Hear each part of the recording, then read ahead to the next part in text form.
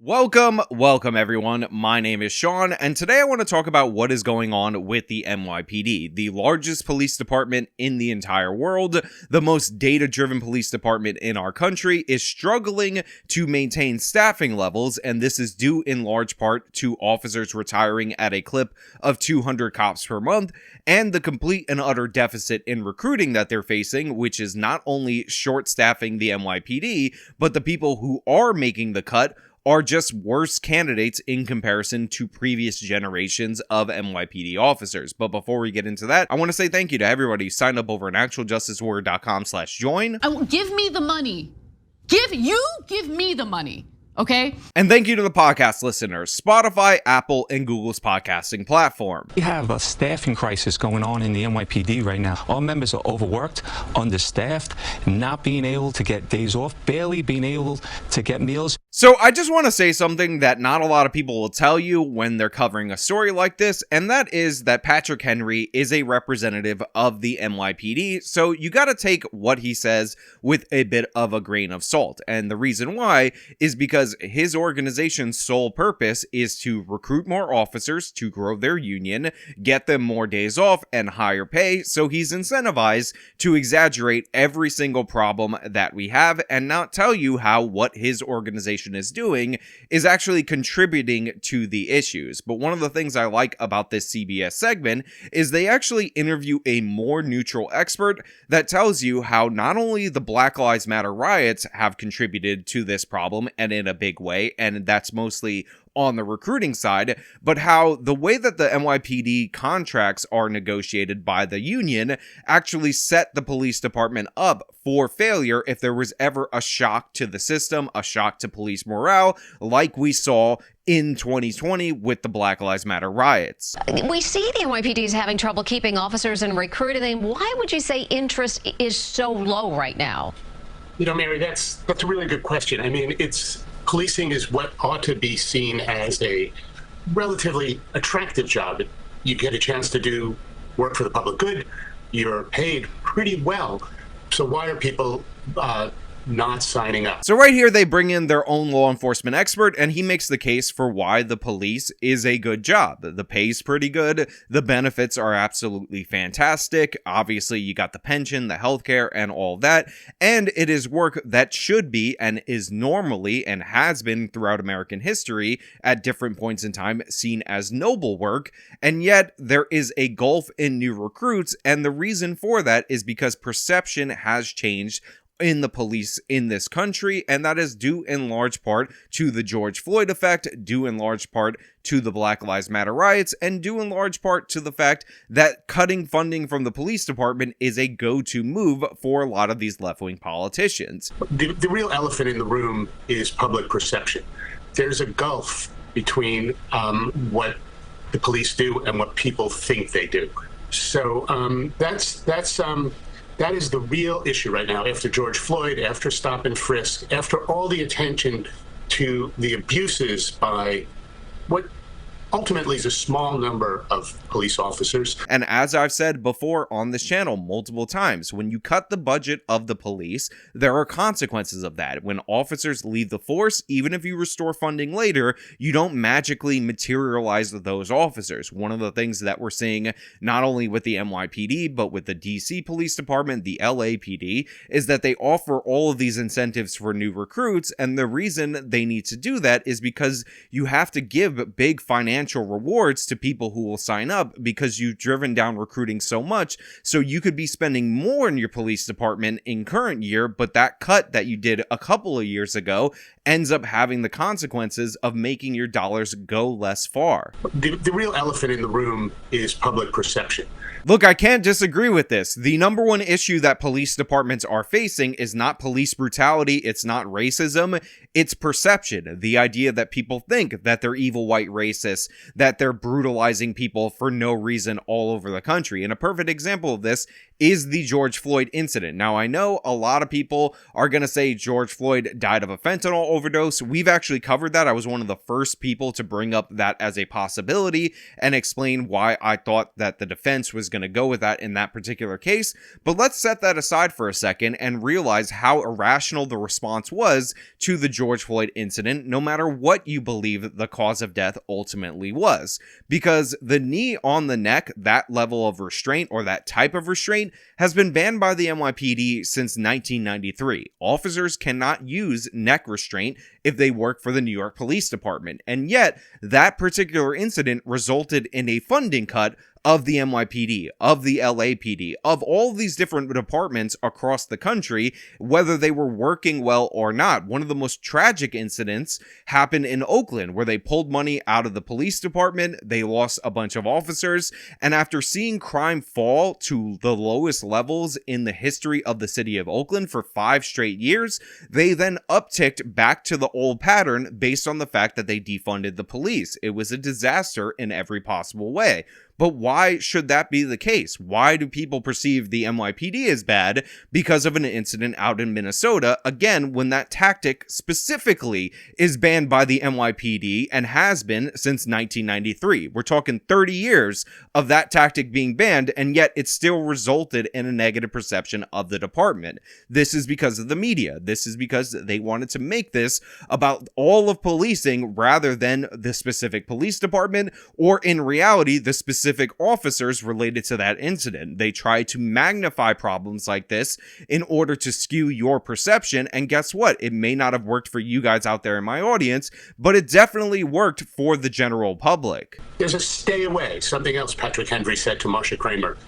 The word of mouth, don't take this job. This is also 100% true. Now, you guys might think I'm a bit skewed because I went to a criminal justice school in the city of New York, but in reality, I actually don't know that many cops, and I don't know or keep in contact with any cops from the university that I went to. I only know the people who joined the police department that I knew as children, and a lot of them will tell you the same thing. They're looking for another job. They're counting the days till their retirement. And again, they're 30. They've only been on the force for like 10 years, and they're still looking for that day that they can retire or go into another profession, because the changes, the culture, the morale, all of that is down, and they're warning new recruits off of joining this job because they don't think that the city is going to have their back. They don't think that even the cop mayor, Eric Adams, is going to have their back, and their work is constantly being undercut by the New York State legislature with things like bail reform that releases criminals immediately, and District Attorney Alvin Bragg for Manhattan, who refuses to prosecute anyone for anything. And even if you don't have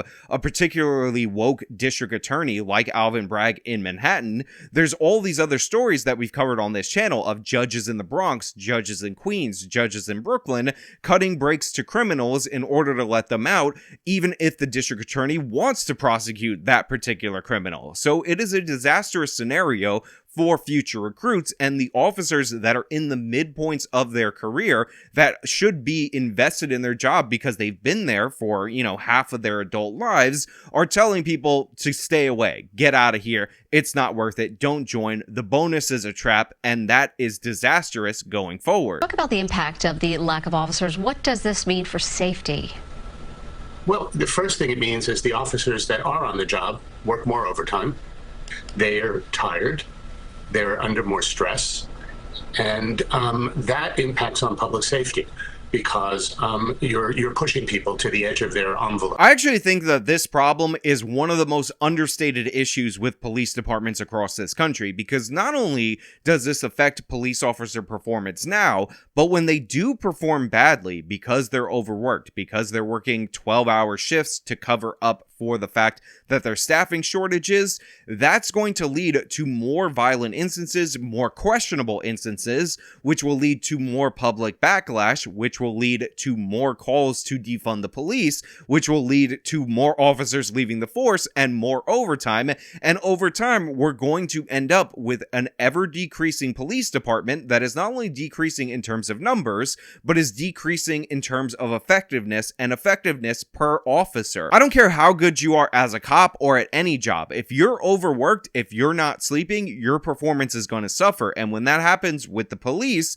people end up getting injured, people end up getting killed, and there are broader political consequences for that. You're losing cops from retirement at the rate that Patrick Henry said, over 200 a month. But you're also not recruiting cops at the rate we used to. So less people are taking the police exam, and the recruiting efforts really need to be stepped up even more. Now, the fact that less people are taking the policing exam is disastrous, because what this ends up meaning is that you have a lower pool of people in order to choose from. And if you guys don't understand how this works, when you take the exam, you are up and eligible to be recruited by the NYPD for 4 years. And what ends up happening is they go to the top tier and they work their way down the list. But if you have less people, the top tier is significantly lower than in years past. So even though they're recruiting way less people because they're just not getting as many applications, the people they are recruiting are the worst officers. And guess what? The officer in your neighborhood, the ones that are assigned to foot patrol, those are usually the rookie officers. So you're getting more out of shape, less intelligent, did less on their tests kind of officers being pushed through the academy in order to stop the bleeding that is happening across the department. Again, and I'm not talking to those who are in favor of defunding the police or abolishing the police. Obviously, you guys are beyond saving. Is this a system that you think will produce good results if you're in favor of police reform, if you want there to be less violent instances, if you want there to be less questionable shootings? Because having worse officers out the gate and working them overtime to fill the gaps of those who aren't being recruited, again, sounds like an absolute disaster waiting to happen. Programs recently restored some cuts to the NYPD. What are some other things you think the city can do to retain officers? Retaining after 20 years is very tricky. New York City officers are blessed with a pension that allows you to retire after 22 years. That's a rarity in other cities, Los Angeles, Chicago, San Diego. You have to stay till 50. So that's a challenge. What do you do to keep people who are eligible to retire to stay on the job? So what I like about this guy is he told you something right there that the head of the PBD is never going to tell you. And the reason why is because they want that period where you could retire with full pension and benefits to be shorter rather than longer. But the thing is, there's actually no financial incentive for you to stay in the New York Police Department beyond those 22 years. You have to love being in the NYPD so much that you're willing to forego a second pension in order to stay with them beyond that point. What a lot of people do in New York City government is they'll become a cop, they'll do their 22 years, retire with full pension and benefits, and then they'll get another government job in the Department of Education or somewhere else, do 22 years there, and what ends up happening is by the time they're 65, they have 2 guaranteed pensions from the city of New York, and this is the phenomenon known as double dipping. This is a harsh incentive to fight against, so anything that's going to tip the scales of morality against being a police officer is going to push out officers in droves into these other career paths, because again, if you don't do this, you lose so much money, you have to be an absolute idiot. If I was advising any of the cops in and around 22 years of service on what they should do, should they stay on the force, try to rank up, or should they go get another government job, I would tell them 100% of the time as the best option for them to go get another government job and double dip, because New York City allows you to do that. I appreciate this guy being interviewed because he mentions it, and you know for a fact that the head of the police union is never going to mention this. He's never going to talk about this, because this is one of the greatest financial incentives, which by the way should drive recruiting to the NYPD, that you could possibly have, and taking that away would be a disservice to his union members. When conditions of the kind of oversight that the city council has proposed, let's record every single interaction with the public.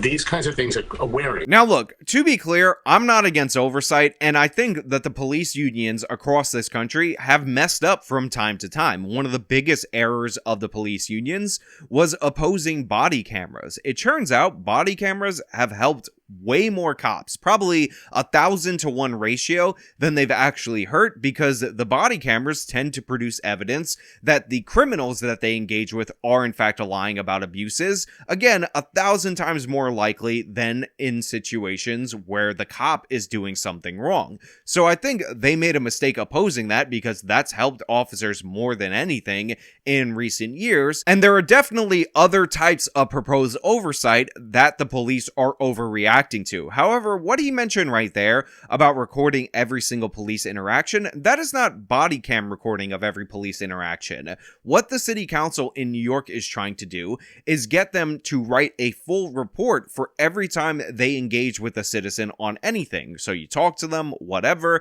It goes beyond the normal checking of a box when they did a search, which was instituted after Mayor Bloomberg got into trouble with his stop and frisk program. And this is meant to bog down the officers, make the job less enjoyable, waste more time of the officers. And considering you have limited staffing right now, this drives people away from the profession and, of course, makes officers less effective. This would be an example of bad oversight, something that handcuffs the officers that produces no real good. You're just using them to collect data in order to call them racist in the future, rather than an effective oversight or an effective check on police abuse, like I believe the body cams have been. Now look, they said in this segment that Eric Adams had restored some of the funding that was cut from the NYPD, but like I said, that doesn't make officers materialize out of nowhere. That doesn't boost the morale of the NYPD. And also, he's proposed budget cuts that are going to significantly impact the NYPD